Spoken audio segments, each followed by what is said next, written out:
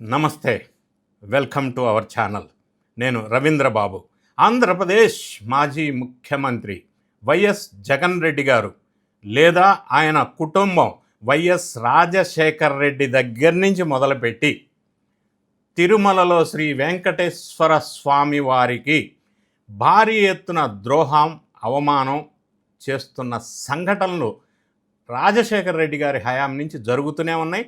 జగన్ రెడ్డి గారు దాని వారసత్వాన్ని తీసుకొని మరి తిరుమల శ్రీ వెంకటేశ్వర స్వామి వారికి, ఆ తిరుమల కొండకి ద్రోహాలు, అన్యాయాలు, అవమానాలు చేస్తూనే ఉన్నారు. It's a going continuously. ఏమిటవి? ఎగ్జాంపుల్స్ ఏంటి? ఎందుకు ఈ వైఎస్ రాజశేఖర్ రెడ్డి, జగన్ రెడ్డి అండ్ కుటుంబం తిరుమల మీద, హిందూ మతం మీద ఎందుకు ఈ విధంగా కక్ష కట్టారు? ఏం సంఘటనలు గతం నుంచి జరుగుతున్నాయి, ఇప్పుడు కూడా ఎందుకు జరుగుతున్నాయి అన్న విషయాన్ని డీటెయిల్డ్ పాయింట్ బై పాయింట్ విశ్లేషణ చేసే ప్రయత్నం చేద్దాం. వీడియో చివరి వరకు చూడండి. నచ్చితే లైక్ చేయండి, మీ ఫ్రెండ్స్ షేర్ చేయండి, మీ కామెంట్ని కామెంట్ రూపంలో తెలియజేయండి నేను ఏదన్నా మిస్ అయితే. ఇక్కడ పాయింట్ ఏంటంటే, వైఎస్ జగన్ రెడ్డి కుటుంబమే తిరుమల మీద కక్ష పట్టి ఈ విధంగా చేస్తుందా అని అంటే కాదు. రాజశేఖర్ రెడ్డి గారు వాళ్ళ తండ్రి ముఖ్యమంత్రిగా ఉన్నప్పటి నుంచి ఈ విషం చిమ్ముతూనే ఉన్నారు తిరుమల కొండ మీద. కొన్ని సంఘటనలు నేను వివరించే ప్రయత్నం చేస్తాను.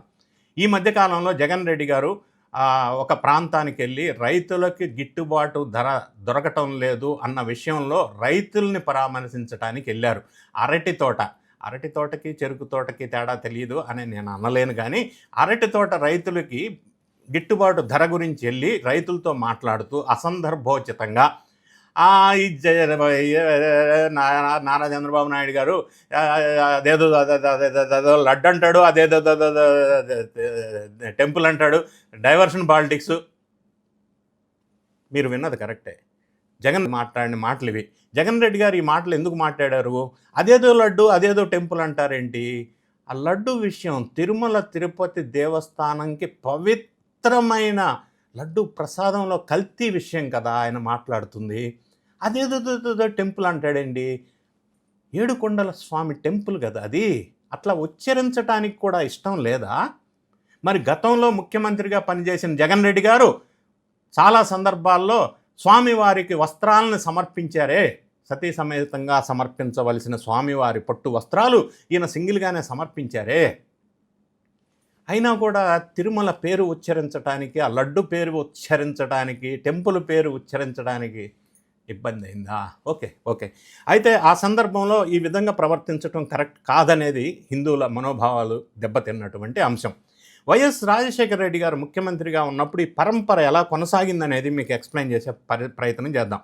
బొమ్మన కరుణాకర్ రెడ్డి గారిని అప్పట్లో వైఎస్ రాజశేఖర రెడ్డి ముఖ్యమంత్రిగా ఉన్న టైంలో, బహుశా 2006 అనుకుంటాను, తిరుమల తిరుపతి దేవస్థానానికి చైర్మన్గా పెట్టారు. అంటే బొమ్మన కరుణాకర్ రెడ్డి బ్యాక్గ్రౌండ్ ఒకసారి మనం చూసినట్టయితే ఒక అన్య మతస్థులు, ఒక నాస్తికుడు. ఇది స్పష్టంగా ఆ ప్రాంత ప్రజలందరికీ తెలుసు. ఇది ఒకటైతే, రెండో అంశం ఏంటంటే అన్నిటికంటే ముఖ్యంగా బొమ్మన సుబ్రహ్మణ్య రెడ్డి, అంటే ఈయన బొమ్మన కరుణాకర్ రెడ్డి గారికి అన్న. ఈయనని తీసుకొచ్చి తిరుమల తిరుపతి దేవస్థానం ట్రైనింగ్ సెంటర్లో, అంటే శ్వేత అనే ఒక సంస్థ, అంటే దేవస్థానానికి సంబంధించిన ట్రైనింగ్స్ నిర్వహించే ఒక సంస్థ, దానికి డైరెక్టర్గా పెట్టారు. అంటే పెట్టడం అనేది ఎక్కడ తప్పు, ఎందుకు పెట్టకూడదనే అంశం మనం ఆలోచించినట్టయితే, ఈ బొమ్మన సుబ్రహ్మణ్య రెడ్డి ఎవరైతే ఉన్నారో, ఈ ట్రైనింగ్స్ దేవస్థానం వాళ్ళు ఇచ్చే ట్రైనింగ్స్ శ్వేత అన్న సంస్థకి డైరెక్టర్గా అపాయింట్ చేశారో, ఈయన పరమనాస్తికుడు. అన్య మతస్థుల్ని ఇటువంటి పదవుల్లో పెట్టారు అప్పట్లో. నెక్స్ట్ నా 4వ పాయింట్, ధర్మారెడ్డి అన్న ఒక అతన్ని ఎగ్జిక్యూటివ్ ఆఫీసర్గా నియమించారు రాజశేఖర్ రెడ్డి గారు ఉన్నప్పుడే. ధర్మారెడ్డి గారు ఈ రాజశేఖర్ రెడ్డి గారి కుటుంబానికి రిలేషన్ ఉండి ఉండొచ్చు, మనకు తెలియదు. ఇక్కడ విషయం ఏంటంటే, ఈయన ఐఏఎస్ ఆఫీసర్ కాదు. ఇంకా గమనించవలసి వస్తే IDES అంటే ఇండియన్ డిఫెన్స్ ఎస్టేట్ సర్వీస్, ఆ సర్వీసుకి సంబంధించిన ఒక ఆఫీసర్ని తీసుకొచ్చి ఈఓగా నియమించారు అప్పట్లోనే. అది ఎంతవరకు సమంజసం? నా 5వ పాయింట్. అన్నిటికంటే మీరు జాగ్రత్తగా వినండి, మీ కామెంట్ను కూడా కామెంట్ రూపంలో తెలియజేయండి, నేనేమన్నా పొరపాటున కవర్ చేయలేకపోతే. ప్రొఫెసర్ వీణా నోబుల్ దాస్, ఈ పేరు వింటే హిందూ పేరులాగా మీకు అనిపిస్తుందా? ప్రొఫెసర్ వీణా నోబెల్ దాస్ అనే మహిళని పద్మావతి మహిళా యూనివర్సిటీ వైస్ ఛాన్సలర్గా వైఎస్ రాజశేఖర రెడ్డి గారు అప్పట్లో నియమించారు. అంటే ఒక అన్య మతస్థుల్ని, మరీ ముఖ్యంగా క్రిస్టియన్ మతాన్ని నమ్ముకున్నటువంటి ఒక మహిళల్ని తిరుమల తిరుపతి దేవస్థానం ఆధ్వర్యంలో నడిచే పద్మావతి మహిళా యూనివర్సిటీకి వైస్ ఛాన్సలర్గా నియమించారు. అంతటితో ఆగారా? వైస్ ఛాన్సలర్గా అయిన తర్వాత సదరు వీణా నోబెల్ దాస్ అనే మహిళ ఆ పద్మావతి యూనివర్సిటీలో ప్రతి దగ్గర వెంకటేశ్వర స్వామి ఫోటోలు ఉండేవి. తిరుమలలో అదొక సాంప్రదాయం. ఆ ఫోటోలు మొత్తం తీసేశారు. నంబర్ 1. నంబర్ 2, మత మార్పిడుల్ని ఆ సందర్భంలో వారు బాగా ప్రోత్సహించారు. నంబర్ 3, ఇంటర్నల్ మార్క్స్ వేసే విషయంలో కూడా మత మార్పిడి చేసుకుంటేనే ఇంటర్నల్ మార్క్స్ ఇస్తామని కూడా సతాయింపులు చేసిన సందర్భం. దీనికి ఎగ్జాంపుల్గానే అప్పట్లో ఈ విషయం మీద ఒక విద్యార్థిని ఆత్మహత్య చేసుకున్న సంఘటన కూడా వెలుగులోకి వచ్చింది.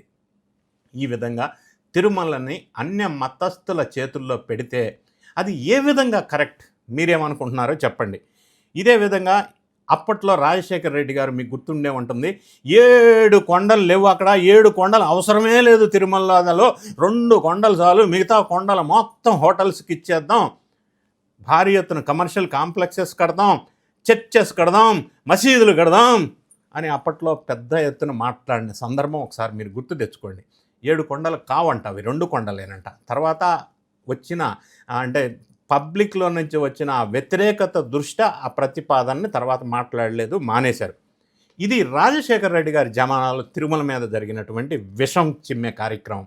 మరి జగన్ రెడ్డి గారు హయాంలో జరిగినటువంటి ఈ ద్రోహం మనం ఒకసారి పరిశీలించినట్టయితే సేమ్ బొమ్మన కరుణాకర్ రెడ్డిని తిరుమల తిరుపతి దేవస్థానం చైర్మన్గా మళ్ళీ నియమించారు. మరి అదే అన్యమతస్థుల్ని. ఇక నా 8వ point, Dharmareddy first non IAS executive ఆఫీసర్గా మళ్ళీ నియమించారు జగన్ రెడ్డి గారు. అంతేకాకుండా నేను తిరుమల వెళ్ళటం ఏంటి అని అహంకారంతో, ఏమో తెలియదు కానీ, తిరుమల తిరుపతి పోలిన దేవస్థానం సెట్టుని వాళ్ళ ఇంటిలోనే ఏపించేసుకున్నాడు చెవిరెడ్డి భాస్కర్ రెడ్డి ద్వారా. అంటే దేవుణ్ణే ఇంటికి పిలిపించి ఇంటి దగ్గర సెట్ వేయించుకున్నారు. అది గొప్పతనమా కాదా? అది అహంకారమా? మనం ఒకసారి ఆలోచించాలా. మరి నా 9వ పాయింట్, కల్తీ లడ్డు వ్యవహారం భారతదేశం మొత్తం కుదిపేసిన విషయం మనం చూసాం. అది జగన్ రెడ్డి గారి హయాంలో జరిగినటువంటిది. పరకామణిలో అతి పవిత్రంగా భక్తులు భావించి అతి పవిత్రంగా సమర్పించేటువంటి కానుకలు, ఆభరణాలు లెక్కించే పరకామణిలో వాటిని ఒక మనిషి ద్వారా, రవికుమార్ అనే వ్యక్తి ద్వారా పైసలు దొబ్బేసి అందులో వీళ్ళు కొంత పంచుకొని కొంత దేవాలయానికి రాపించినట్టు డ్రామా చేసి లోక్ అదాలత్లో సెటిల్మెంట్ చేసి, అంటే ఒక నిందితుడిని రక్షించే ప్రయత్నం చేశారు.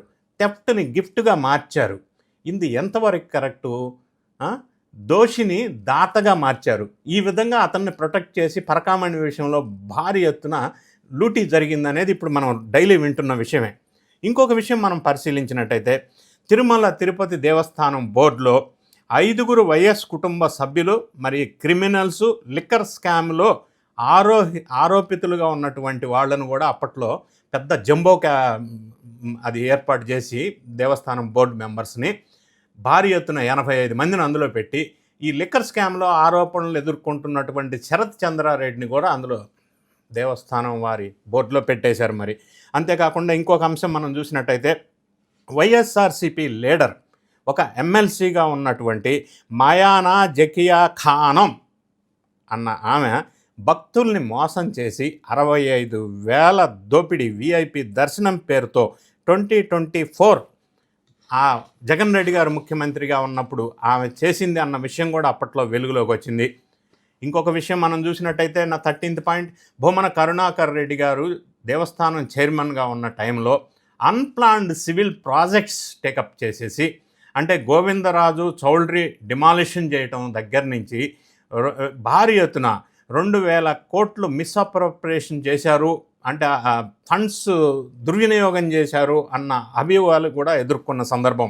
మరీ ముఖ్యంగా 2023-2024లో ఇంజనీరింగ్ బడ్జెట్ అప్పట్లో బొమ్మన కరుణాకర్ రెడ్డి చైర్మన్గా ఉన్నప్పుడు 300 కోట్లు ఉండే. కానీ ఈయన 12,330 crores వర్క్ శాంక్షన్ చేసుకున్నారు. 1,233 300 crores బడ్జెట్ ఉంటే కూడా. అంటే ఆ విధంగా కొంత పైసలు మిస్‌యుటిలైజేషన్ అయినాయి అనేది అప్పట్లోనే అభియోగాలు అన్నమాట వాస్తవం. ఇంకొక పాయింట్, తులాభారం స్కామ్ భారీ ఎత్తున చేశారు. అంటే ఆఫరింగ్స్ కొన్ని చాలా కూడా మిస్సింగ్ అయిపోయినాయి. అంటే చాలామంది భక్తుల దగ్గర కొంతమంది దొంగలు దొంగతనం చేసి తీసుకెళ్ళిన సొమ్మును కానీ ఆభరణాలను కానీ రికవరీ చేసి మళ్ళీ వెంటనే హుండీలో వేయాల 90 రోజుల్లో. ఆ నిబంధనలన్నీ పక్కన పెట్టేసి ఆ దొంగల ద్వారా రికవరీ చేసిన సొమ్మును కూడా వీళ్ళు దొంగతనం చేశారని ఒక అభియోగాలు స్వయాన ఇప్పుడు ప్రస్తుత బోర్డు మెంబర్ కూడా ఆరోపిస్తున్నటువంటి అంశం. ఇంకొక అంశం మనం చూసినట్టయితే ఫండ్స్ మిస్అప్రాప్రియేషన్ విషయంలో ధర్మారెడ్డి ఎగ్జిక్యూటివ్ ఆఫీసర్గా ఉన్న సందర్భంలో ఈవోగా 2023లోనే 2 కోట్ల విలువ చేసే క్వాడ్జి వాచ్ కలెక్ట్ చేసి డోనార్స్ దగ్గర నుంచి అది స్వయాన బిగ్ బాస్కి ఇచ్చినట్టు కూడా గతంలో మనకి వెలుగులోకి వచ్చింది. సో ఈ విధంగా అన్ని అంశాలను మనం పరిశీలించినట్టయితే జగన్ రెడ్డి గారి కుటుంబం తిరుమల మీద, హిందువుల మీద విషం చిమ్ముతున్న విషయం, తిరుమల కొండ మీద ద్రోహం చేసిన విషయం వైఎస్ రాజశేఖర రెడ్డి గారి దగ్గర నుంచి ఇప్పుడు జగన్ రెడ్డి గారి వరకు కంటిన్యూ సాగుతూనే ఉంది. వాళ్ళు వేరే మతానికి సంబంధించిన వ్యక్తులు అయితే అయ్యుండవచ్చు, దాన్ని కూడా మనం గౌరవిద్దాం. కానీ ఇంకొక మతం మీద, హిందూ మతం మీద, మరీ ముఖ్యంగా ప్రపంచ ఖ్యాతి చెందినటువంటి తిరుమల తిరుపతి వెంకటేశ్వర స్వామి దేవస్థానం మీద వీళ్ళు విషం చిమ్ముతూ కంటిన్యూ చేయటం అనేది మంచి విషయం కాదు. హిందువులే కాదు, ఏ మతానికి సంబంధించిన వాళ్ళు కూడా దీన్ని హర్షించరు. తిరుమల మీద రాజకీయం చేయొద్దు, విషం చిమ్మొద్దు, ద్రోహం చేయొద్దు, అన్ని మతాలని గౌరవిద్దాం అన్న ఉద్దేశంతో ముందుకెళ్లాల్సిన అవసరం ఉంది. ఈ వీడియో నచ్చినట్టయితే లైక్ చేయండి, మీ ఫ్రెండ్స్కి షేర్ చేయండి. Thank you so much for watching.